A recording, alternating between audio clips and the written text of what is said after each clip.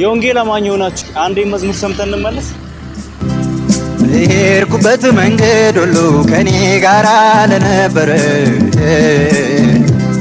ያንን ገደላ ገደሉን ተሸክሞ ላሻገረ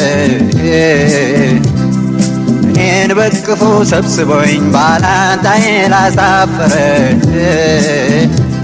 ምስጋናዬ አይነስበት ልወድሰው በዝማሬ ደስታዬን ፊቱ ገልጻለሁ እንዴትስ ችዬ ዘምራለሁ ያደረገልኝን እያሰብኩ በልዑል አምላክ እሰግዳለሁ።